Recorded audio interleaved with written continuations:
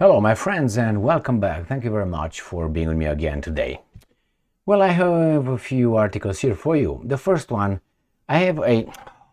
God, how did I start without my bright link? Jesus Christ. And how did I start with my little thing right here that I have to stop it? There you go. We got it right there. Okay. So, earlier today, I made a video where the Russians claim they blown up a Ukrainian reconnaissance or spy ship with a naval drone in the Danube River area in the delta of the Danube River. Now I have the video of that attack. It's not extraordinary, just an explosion, but remember, this is a very wide river. It might show a very small boat or vessel, but in comparison, look at the other ones that are actually freighters over there, are oil tankers in the area. I will show you the video. That's the first topic. The second topic, Merz, the Chancellor of Germany, comes and says it's obvious not going to be a Putin-Zelensky meeting. He already knows why, because he has a crystal ball. And because he has a crystal ball, he knows that his economy is going to take a shit pretty soon, does he? The other one I would like to show you, and this is the last topic for this video, a person who is old. And we are, or at least I've been taught when I was a child, that with age comes wisdom, and you should respect the elderly, because, you know, they are more experienced, more knowledgeable, have wisdom. They have wisdom. Not all of them. Not all of them. The problem is when you have people in high position in a society where the brain already lost size, that's physiology. That's we lose the brain after about 35 years of age. For men, about 37 years of age, starts shrinking. So the older we get, our capacity is going smaller and smaller from whatever we had. So we have this guy, Peter Navarro. He's an advisor to Trump. He makes some claims that really exemplifies these people have, or the Russians, the Indians, the Chinese have to deal with these people. It's like the pyramids. I don't want to insult anybody, but look at the pyramids right now. Look at the Egyptians and look at the pyramids, and you say, the same here. America is and used to be over there.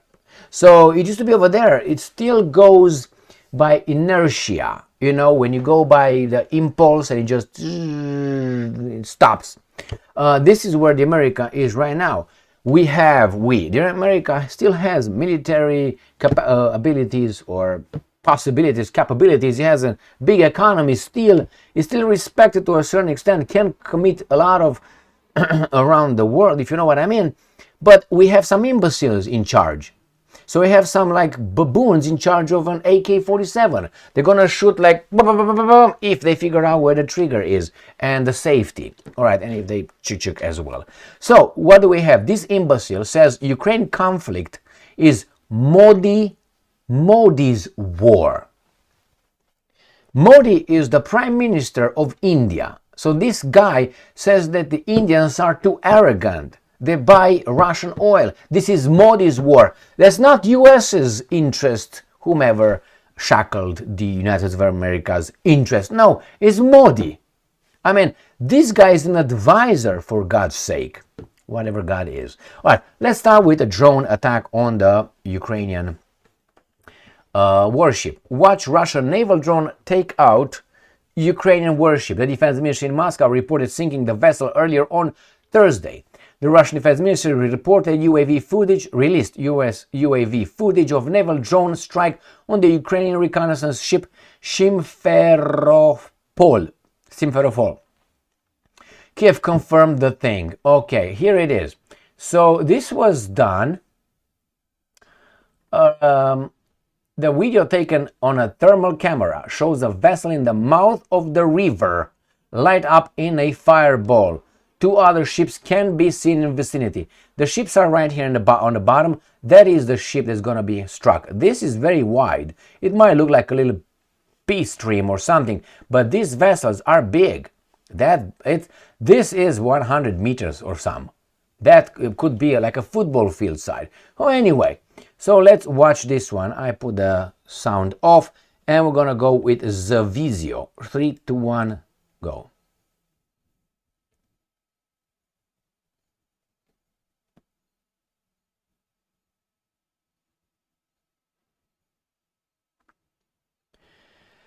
So what river are they talking about? There's the Danube River, one of the arms of the Danube River, right? There is the delta where the river flows into the sea. It's not specified where exactly that is, but I will show you. All right, so from the Black Sea, a lot of ships go into Europe through this area, and I will show you a map coming from the Russians, which are right here. This is the Danube, the Black Sea. This is the baboons in Romania. This is Moldova. This is Ukraine. The Danube River flows like this, flows from here. Belgrade is down there somewhere, and then here it hits Romania, Kapatsaka, Makamaka, Rakatsaka, Bulgaria, Bagabaka, Bagaraka, crosses the Romania here in Dobroja, and then it's gonna go at the border between Ukraine nowadays and Romania nowadays. Pika-paka-maka. Once they get over here, it's gonna go in 3 arms, all right? Chilia, Sulina, and Sfântu Gheorghe. The Chilia, Sulina, Sfântu Gheorghe. These are 3 arms. This is the arm where probably the Ukrainian vessel was. Why? It can be on the Romanian territory. These 2 are in Romania, so the vessel was not here. Most likely the vessel was on one of these 2 entrances, this right here, and I'm assuming that's exactly where these were. This is the Snake Island, just so you know. So it was right here, I would assume. Why? This is Ukrainian right here. So the entrance on Chilia, is it Chilia? Chilia, arm of the Danube River, it belongs to Ukraine. The other 2, Sulina and Sfântu Gheorghe, belong to Romania. So this is where it occurred, right here. All right, but let's go to the second one, second topic. There will obviously, quote unquote, be no Putin-Zelensky summit. Merz with his crystal ball tells us. All right, US President Donald Trump has pushed for the meeting as the next step towards settling the Ukraine conflict. German Chancellor Friedrich Merz has said that it is obvious, and I'm quoting, that a summit between Russian President Volodymyr Zelensky, Vladimir Putin, and Ukraine Vladimir Zelensky will not take place. And this is what the baboon said. There will obviously not be a meeting between President Zelensky and President Putin. Merz told journalists ahead of a meeting with French President Emmanuel Macron in Besançon, France, Besançon. All right, France on Thursday. This is unlikely, unlike what was agreed. This is unlike what it was agreed upon between President Donald Trump and President Putin last week, where we were in Washington, he added. So they will not. So what do you think will happen? Well, the Russians clearly stated, first we have to meet and then the delegations, and we have to agree to something that the presidents will meet and sign. They will not take selfies, as Lavrov said, with one another. No, this is a meaningful, important meeting. So we're just not going to meet and be a living in America moment, James Brown shit with Rocky 4 or something. No, this is a meaningful meeting where we have to sign something. Putin-Trump meeting was an anomaly, I would say. But still, they agreed upon a framework, something, because the Americans cannot make decisions for the Ukrainians, we're told. So, yeah, obviously, at this point, Mr. Merz, and the keyword is, or the keywords are at this point, is not going to be any meeting.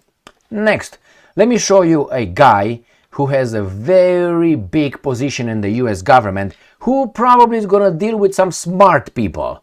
Old people, and I'm not trying to insult old people here. Old people lose some faculties with time. That's physiologically proven. It's not me saying that because I'm getting old, so obviously I have to defend that if I'm a weasel, but I'm not.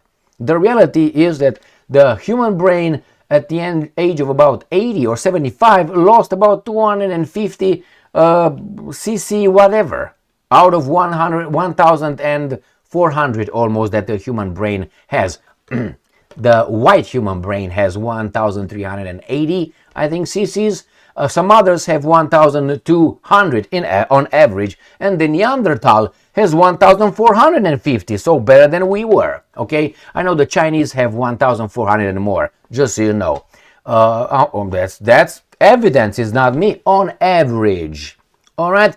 So that means the older we get, we lose part of the brain. It shrinks.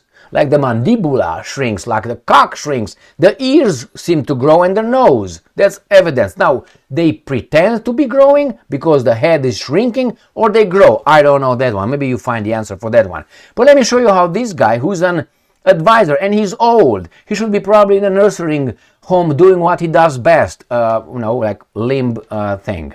So here it is. Russia Today. Ukraine conflict is Modi's war. Trump aide, 50% tariffs on India will be halved if it stops purchasing Russian oil. U.S. trade advisor Peter Navarro has said. The senior trade advisor to U.S. President Trump has claimed that Ukraine conflict is effectively Indian Prime Minister Narendra Modi's war. It's not NATO's expansion towards Russia. No, it's Modi all of a sudden. And this is what the imbecile says, and I'm quoting, I mean, it is essentially Modi war, because the road to peace runs in part through New Delhi. There you having. This is the guy. Next. Indians are too arrogant. The same imbecile old guy says. And I have nothing against these guys, but some people say, I'm old, I know what I'm talking about. Not necessarily. It means that you are older and ignorant living on this planet. Could be seen that way. So, never say things like, oh, I have experience of life. Experience can be good or could be bad. Remember, when you go to an interview, be careful of overemphasizing your experience. Like, hey, I've done this. I have been a cocksucker for 20 years, man. I have the experience of, you know what I mean? Don't use that. Why? Because experience could be bad. The person who's interviewing you doesn't know if you were a lazy guy 20 years or you didn't. If you learned anything 20 years or you hide between the crates somewhere waiting for the GM to give you the pension. Don't do that, my friends. That's why when you are in an interview, you use education more. Success. Don't say, I have an experience. Experience could be bad, which is you didn't learn anything. The same with life. Don't give me, I'm old, I know what I'm talking about. Shh. Maybe you didn't learn anything. Maybe you were just all day, all night. So, all right, let's go to the other one. So, Indians are too arrogant. Peter Navarro has blasted New Delhi for continuing to purchase Russian oil despite U.S. objections and sanctions. And we have this one. Exclusive, this is again from the 28th. India's Russian oil imports set to rise in September in defiance of US. But who is the US to tell Modi, another country, what to do? I mean, this is reality, my friends. This is reality.